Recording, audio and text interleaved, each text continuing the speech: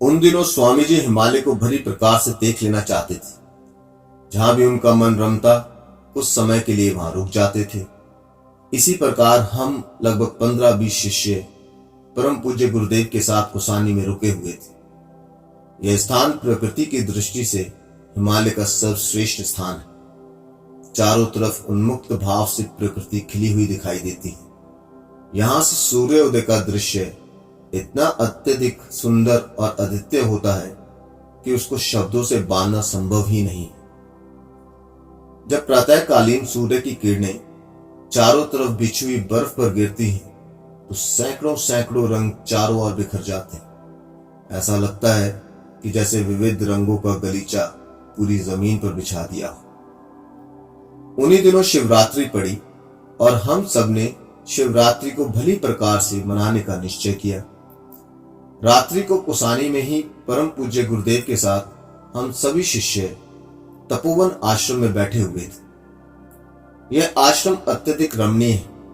यहाँ एक स्वामी जी रहते थे जिनका नाम तपोवनी महाराज था। कुछ वर्ष पूर्व उन्होंने सुदूर हिमालय में समाधि ले ली थी। तब से उस आश्रम में उनके शिष्यगण ही रहते थे।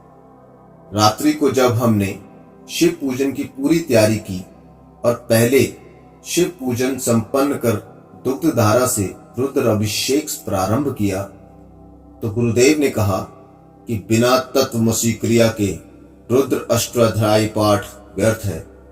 उन्होंने कहा कि भगवान शिव प्रसन्न और प्रत्यक्ष होते हैं जब तत्वमसी पाठ एवं कृपया संपन्न की जाए। हम सभी के लिए तत्वमसी पाठ मंत्र क्रिया शब्द नया था, पर इतना समय भी नहीं था कि परम पूज्य गुरुदेव से इसको समझा जाए। मैंने निवेदन किया, आप थोड़ा खुल करके तत्वमसी क्रिया, तत्वमसी मंत्र और तत्वमसी प्रयोग क्या है और किस प्रकार से संपन्न होता है, कृपया करके बताएं। स्वामी जी ने जवाब दिया, मैं तो स्वयं आप लोगों के साथ शिवार्चना में संलग्न हूं और इस क्रिया को समझाने में लगभग 4 से 6 घंटे तो अवश्य ही लगेंगे। यदि इस समय समझाया जाए तो शिवरात्रि का पर्व व्यतीत हो जाएगा। वे फिर बोले, एक उपाय हो सकता है कि हम महर्षि वशिष्ठ को ही बुला लें। वह स्वयं तत्वमसी क्रिया युक्त शिव अर्चना संपन्न करवा देंगे। यह दूसरा आश्चर्य था। क्या ऐसा संभव हो सकता है? क्या वशिष्ठ जैसे महर्षि, वशिष्ठ जैसे ब्रह्म ऋषि आकर पूरे विधि विधान के साथ तत्वमसी क्रिया युक्त शिव अर्चन संपन्न करवा सकते हैं? और यदि ऐसा हो सकता है तो फिर हमसे ज्यादा सौभाग्यशाली पृथ्वी पर और कौन होगा? वशिष्ठ तो ब्रह्मा के पुत्र, संपूर्ण ऋषियों के गुरु एवं पुरोहित कहे जाते हैं। शास्त्रों में वर्णित है कि शिव का पूर्ण पूजन मात्र वशिष्ठ ही जानते हैं, क्योंकि शिव का पूजन सामान्य नहीं अपितु अत्यधिक जटिल और कठिन है। हम सब बैठे हुए थे। हमारी दाहिने ओर व्याघ्र चर्म पर परम पूज्य गुरुदेव शिव पूजन में संलग्न थे। मध्य में भगवान शिव का लिंग स्थापित था और सारी पूजा सामग्री रखी हुई थी। थोड़ी ही देर में परम पूज्य गुरुदेव ने वशिष्ठ का ध्यान संपन्न किया और लगभग 5 या 7 मिनट बीते होंगे कि गुरुदेव के सामने ही दूसरी ओर एक अत्यंत तेजस्वी दिव्य महर्षि आकाश मार्ग से उतरते हुए और वहां बैठते हुए दिखाई दी। उनके चेहरे से सात्विकता और तेजस्विता अनुभव हो रही थी। वास्तव में ही पुराणों में वर्णित वशिष्ठ ऋषि साकार रूप से हमारे सामने विद्यमान थे। उन्होंने पूर्ण क्षमता के साथ तत्वमसी क्रिया युक्त शिव अर्चना संपन्न कराया। लगभग 8 घंटे तक उन्होंने जिस प्रकार से पूजन संपन्न करवाया वह अपने आप में अद्वितीय है। उनकी कोई तुलना नहीं की जा सकती।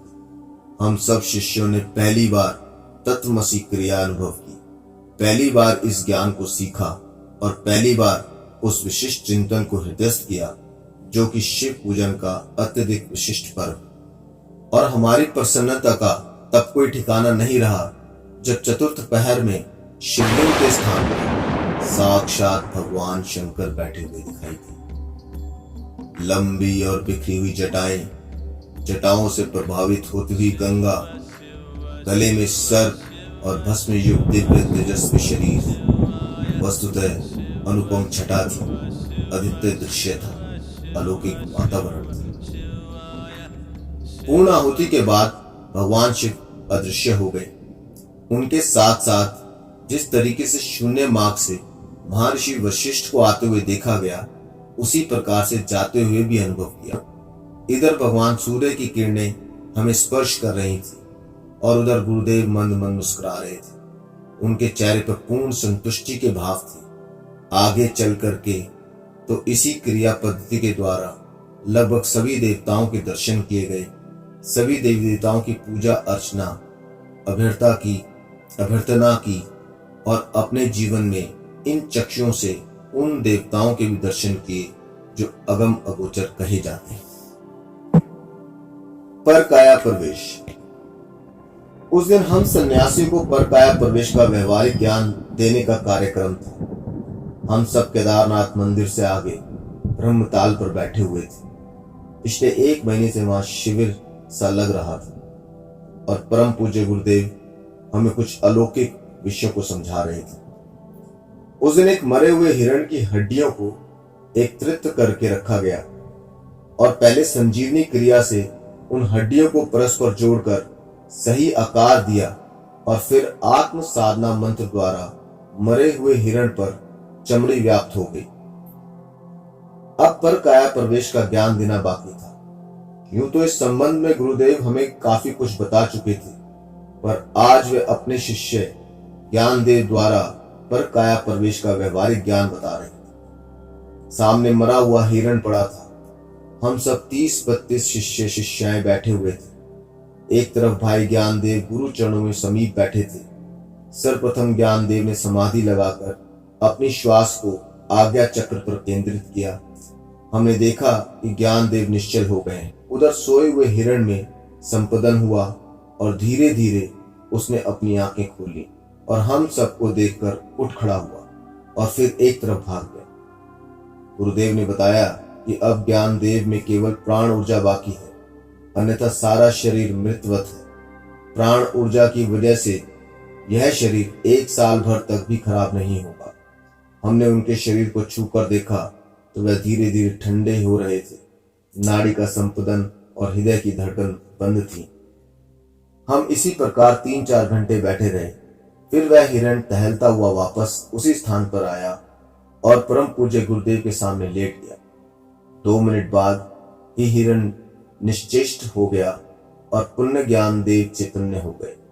कुछ ही क्षणों में समाधि टूटी और अब हमारे सामने ज्ञानदेव पूर्णतः चैतन्य अवस्था में विद्यमान थे। इसके बाद गुरुदेव ने इसकी सारी क्रिया पद्धति और मंत्र विधि समझाई कि किस प्रकार से प्राण संपंदन छोड़कर प्राणों को तिरोहित किया जा सकता है और किस प्रकार से पुनः प्राण आहारित कर चैतन्य हो सकते हैं।